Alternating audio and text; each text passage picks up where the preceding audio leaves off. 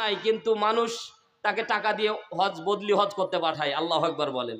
ওই যে আল্লাহর কাছে দোয়া করতো, আল্লাহ আমারে তুমি নাও, আমার টাকা নাই তো কি হয়েছে, তুমি তো নিতে পারো। তো আল্লাহ কবুল করে নিয়েছে। এখন বদলি হজের মানুষ বলে যে আমি অসুস্থ, আপা আমার বদল করে দিয়ে আসেন। আল্লাহু আকবার বলেন। এজন্য মহব্বতের সাথে বলেন, আইকে যাবি ভাই জান্নাতে নবীজির সাথে, ঘর বাড়ি ছেড়ে চলো মদিনাতে। বলেন ঘর বাড়ি, মহব্বতে বলেন ঘর বাড়ি ছেড়ে চলো মদিনাতে। মদিনাতে যাবার পরে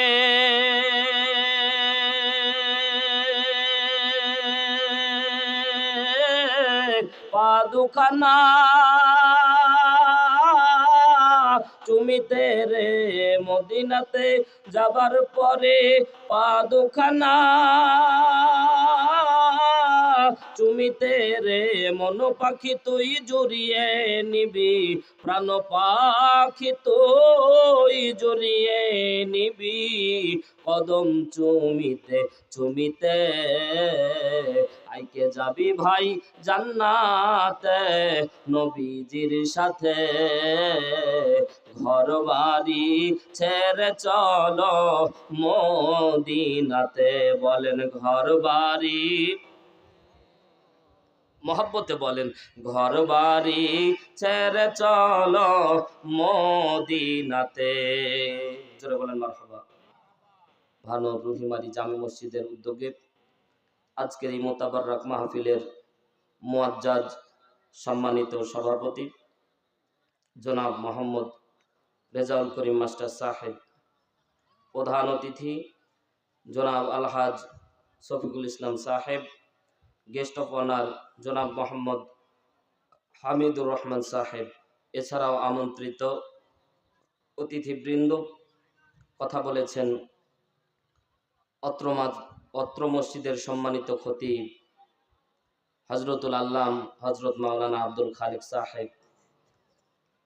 দোয়া করতেছি আমার পূর্বে খুব রস দিয়ে মজা দিয়ে আপনাদেরকে এতক্ষণ খুব সুন্দর মজা দিয়ে কথা বলতেছিলেন, এবং আমি খেয়াল করেছি আর মনে মনে ভাবতেছিলাম আজকে না গেলেও হবে, ঠিক না?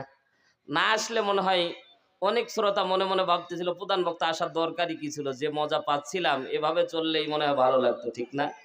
আল্লাহ আমার এই প্রিয় বন্ধুর কণ্ঠকে আমৃত্য কোরআনের জন্য সারা বিশ্বময় কবুল করুন, বলেন আমিন।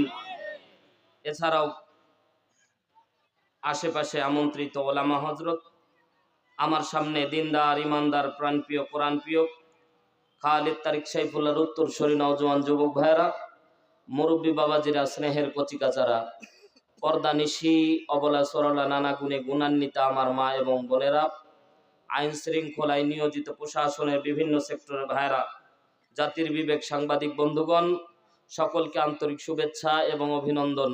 ইসলামের রীতি এবং নীতি অনুযায়ী সালাম, আসসালামু আলাইকুম ওয়া রাহমাতুল্লাহি ওয়া বারাকাতুহু।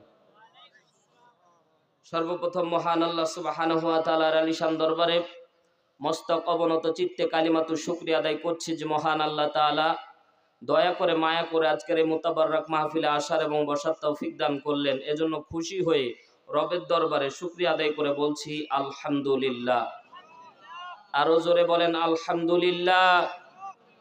এর থেকে জোরে মনে হয় আপনারা আর বলতে পারবেন না, পারবেন? জোরে বলেন আল্লাহু আকবার। দুই হাত আকাশের দিকে বলেন আল্লাহু আকবার। আরো জোরে বলেন আল্লাহু আকবার। প্রশংসা আদায় হবে কার? আরো জোরে, আরো জোরে। প্রশংসা আদায় করলে লাভ না লস? এই দুনিয়ার মানুষের প্রশংসা আদায় করলে তার লাভ, ঠিক না?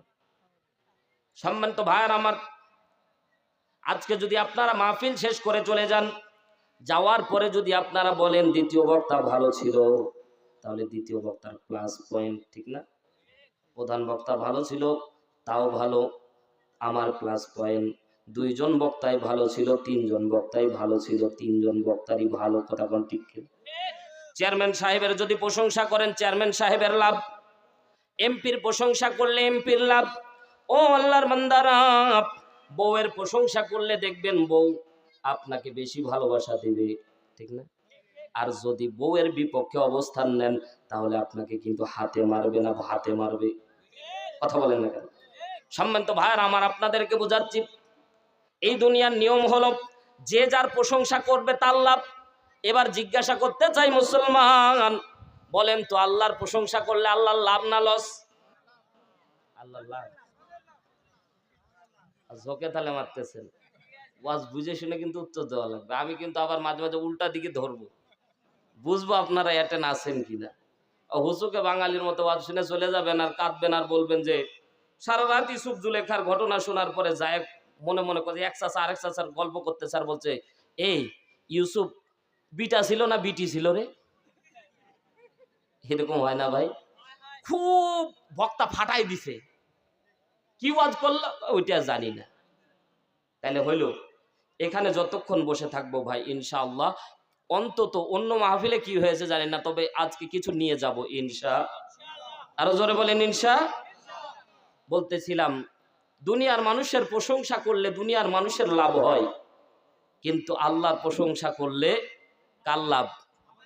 নিজের লাভ। লা ইন শাকারতুম লা আযীদান্নাকুম ওয়া লা ইন কাফারতুম ইন্না আযাবি লাশাদীদ। আল্লাহ বলে বান্দা নেয়ামতের প্রশংসা আদায় করবা, আমি আল্লাহ নেয়ামত বাড়ায়া দেব। আরো জোরে বলেন, আরো জোরে প্রাণ খুলে বলেন সুবহানাল্লাহ। আর নেয়ামতের প্রশংসা আদায় করবা না, আমি আল্লাহ তোমাকে কঠিন আযাবের মধ্যে গ্রেফতার করব। এবার বলেন, আজকে যে সময় আমরা কোরআনের মাহফিল জান্নাতি বাগানে বসে আছি, এই সময় অনেক মানুষ পাপ কাজের সাথে লিপ্ত আছে না নাই? জোরে বলবেন না আছে না নাই? অনেক মানুষ আছে রাস্তাঘাটে ঘুরে বেড়াচ্ছে, সবার মাঝ থেকে বাছাই করে আল্লাহ জান্নাতের বাগানে আপনাকে আমাকে কবুল করলেন। এজন্য খুশি হয়ে রবের দরবারে আরো একবার শুকরিয়া আদায় করে বলছি আলহামদুলিল্লাহ। লক্ষ কোটি দুরুদ আর সালাম আকায় নামদার তাজেদারে মাদিনা নবিকুল শিরোমণি দো জাহানের মধ্যমণি নির্যাতিত নিপীড়িত মানুষের একমাত্র পরম বন্ধু, যে নবীর আনিত আদর্শের মধ্যে রয়েছে সুখ আর শান্তি, পরকালে মুক্তি, যে নবীর আদর্শ বাস্তব জীবনে মেনে নিলে জান্নাতের গ্যারান্টি, সেই নবীর শানে আমরা সকলে দরুদ পেশ করছি, সকলে বলছি সাল্লাল্লাহু আলাইহি ওয়াসাল্লাম।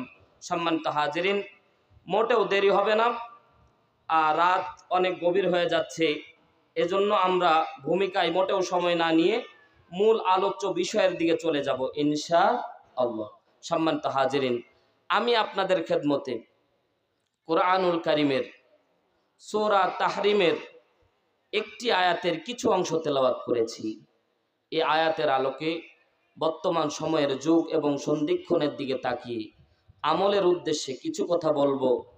বলার শেষে বক্তা এবং শ্রোতা উভয়কে আল্লাহ আমল করার তৌফিক দান করুন, বলেন আমিন। কারণ আমি এমন একটি আয়াত নিয়েছি যে আয়াতটা আপনার আমার সাথে এত ওতপ্রোতভাবে জড়িত।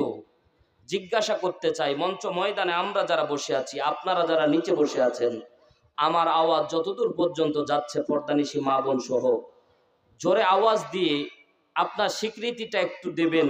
জিজ্ঞাসা করতে চাই, এখানে অন্যায় মানে পাপ ছাড়া আমরা মাসুম কোনো ব্যক্তি এখানে বসে আছি? থাকলে একটু হাতটা জাগান। সবারই পাপ আছে না নাই? আসতে বলবেন আছে না নাই? অপরাধ কিন্তু মানুষ ভাই জোরে বলতে চায় না, ঠিক না? কিন্তু আল্লাহর দরবারে অপরাধ বললে, স্বীকার করলে আল্লাহ সেটা মাফ করে দেয়। আরো জোরে বলেন। এমন একটি আয়াত নিয়েছি ভাই, যেহেতু আপনার আমার পর্দানিশী মা বোন সবারই গুনাহ আছে, আজকের আলোচ্য আয়াতের আলোকে দুইটা হাদিস আপনাদের খেদমতে উল্লেখ করব। শানে নজুল বলার পরে আয়াতের আলোকে দুইটা হাদিস উল্লেখ করব। বিশ্বনবী সাল্লাল্লাহু আলাইহি ওয়াসাল্লাম বলেন, এই দুই হাদিসের উপর আমলকারী ব্যক্তির জীবনের গুনাহ বৈঠক থেকে উঠার আগে আল্লাহ ওয়াদা করতেছে গুনাহ মাফ করে দিবে। আরো জোরে বলেন। তাহলে গুনাহ মাফের দরকার আছে না নাই? জিজ্ঞাসা করতে চাই, যে ব্যক্তি উঠে যাবে বুঝতে হবে তার মাঝে দাম্ভিকতা অহংকার আছে, শয়তানি তাকব্বুরি আছে। কারণ শয়তান জীবনও কোনোদিন মাফ চায়নি, এবং শয়তান এজন্য মাফ পায়নি কারণ শয়তান আল্লাহর কাছে মাথা নত করেনি। এখন এই মুহূর্তে থেকে মুনাজাতের আগ পর্যন্ত যে ব্যক্তি উঠে যাবেন শয়তানের সাথে তার সামঞ্জস্য এই হবে। এই জন্য আপনাকে শয়তান বানায়া দিচ্ছে এটা না, একটু মিলায় নেন। বিশ্বনবী সাল্লাল্লাহু আলাইহি সাল্লাম বলেন আল্লাহ তাআলা শয়তানকে মাঝে মাঝে অফার দিতেন মাফ করার জন্য। সুবহানাল্লাহ বলেন। হযরতে নবী মুসা আলাইহিস সালাতু ওয়াস সালাম একদিন শয়তানের সাথে তার একটা আন্ডারস্ট্যান্ডিং তৈরি হয়ে গেল, শয়তানের সাথে তার একটা বন্ধুত্ব তৈরি হয়ে গেল। জিজ্ঞাসা করতে চাই মুসলমান, শয়তানের সাথে আবার বন্ধুত্ব হয় নাকি? মাঝে মাঝে কিন্তু হয়, আমি জানি মাঝে মাঝে হয়। আল্লাহর বান্দারা আপনি একটু গভীর মনোযোগ দেন। হযরতে নবী মুসা আলাইহিস সালাতু ওয়াস সালাম আল্লাহ রাব্বুল আলামিনের কাছে একদিন তুর পর্বতে যাচ্ছেন, তো বলতেছেন এ শয়তান, তোমার জন্য আমি আল্লাহর দরবারে আজকে সুপারিশ করব। আল্লাহ আমার সব কথা শুনে আজকে তোমার জন্য সুপারিশ করব। শয়তান বলে তাহলে তো খুব ভালো হয়, আল্লাহর দরবারে আমার জন্য একটু তওবার জন্য বলেন। মুহাব্বতের বাইরে গভীর মনোযোগ দেন। বিশ্ব নবী সাল্লাল্লাহু আলাইহি সাল্লাম বলেন নবী মুসা তুর পর্বতে চলে যাওয়ার পরে আল্লাহর সঙ্গে গল্প করার পরে ডাক দিয়ে বলছেন আল্লাহ, শয়তানকে কি মাফ করা যায় না? জোরে বলেন না আল্লাহু আকবার। আরো জোরে বলেন আল্লাহু আকবার। এজন্য এই কথাটা নিয়ে আসলাম ভাই, একটু মহব্বতের নজরে তাকিয়ে দেখেন। শয়তানকে মাফ করা যায় না, সাথে সাথে আমার আল্লাহ রব্বুল আলামিন ডাক দিয়ে বলেন ও পয়গম্বর নবী মুসা, শয়তানকে আমি আল্লাহ মাফ করে দেব, সমস্যা নাই। তবে শয়তানকে কিচ্ছু করা লাগবে না, তওবা কিচ্ছু করা লাগবে না। শুধু শয়তানকে বলবা আদমের কবরের দিকে একটু সেজদা দিতে, তাহলেই আমি তার জিন্দেগীর তামাম গুনাহ মাফ করে দেব। জোরে বলেন সুবহানাল্লাহ।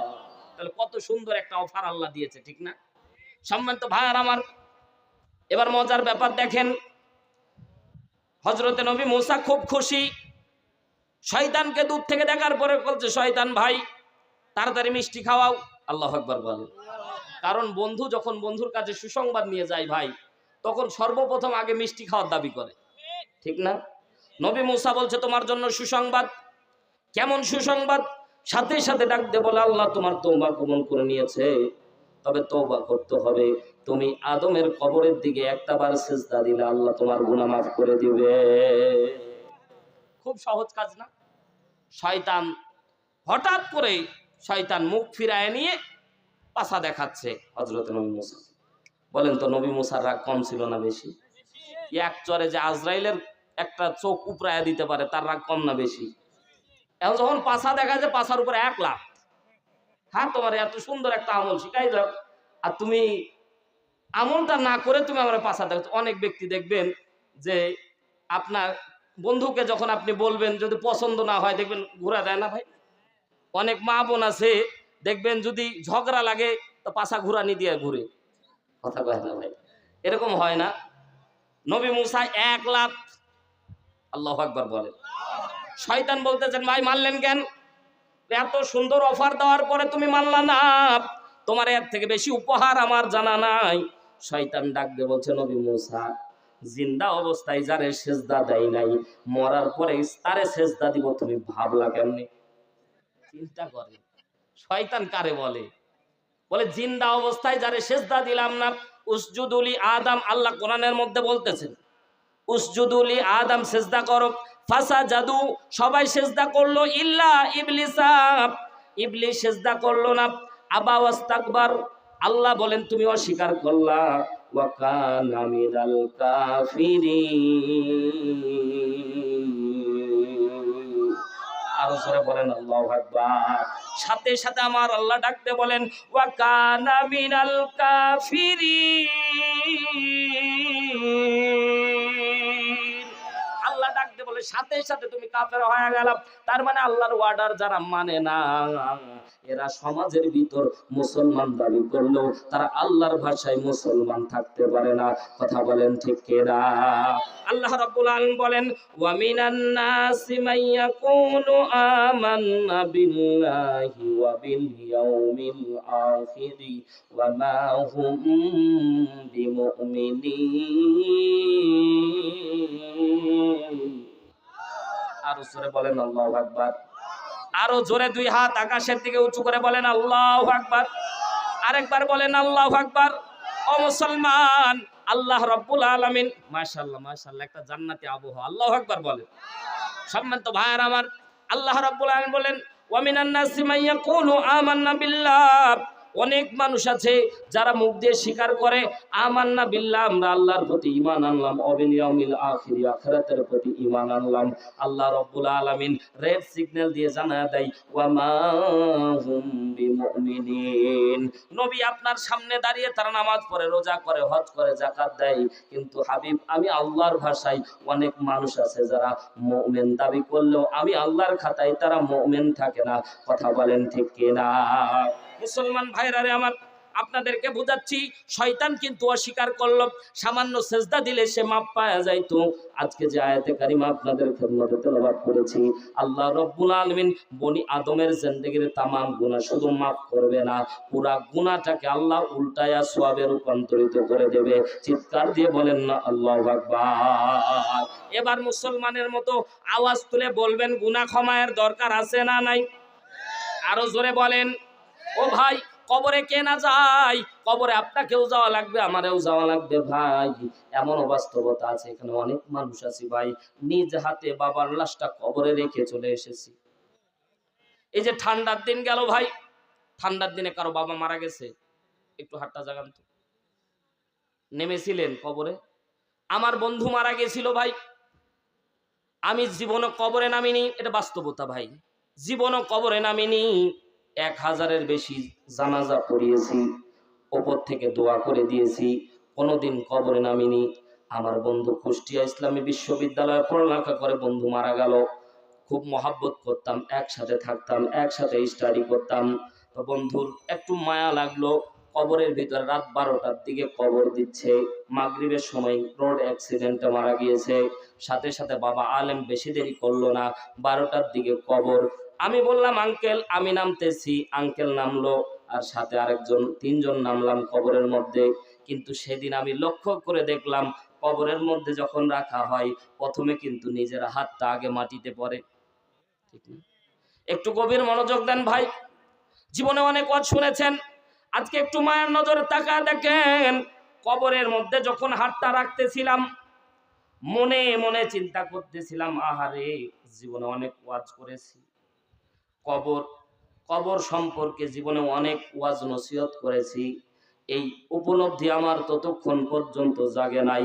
মাটি যখন হাতের মধ্যে ঠেকলো, সাথে সাথে কলিজার মধ্যে আঘাত দিয়ে দিল। এই যে এমন একটা মাটি, রাত 12টার দিকে ঠান্ডার দিনে, কনকনে শীতের দিনে ভাই, মাটি যত রাত হয় তত ঠান্ডা শীতল হয়ে যায়। কথা বলেন ঠিক কিনা? মাটিতে যখন হাতটা ঠেকলো, সাথে সাথে কলিজার মধ্যে আঘাত।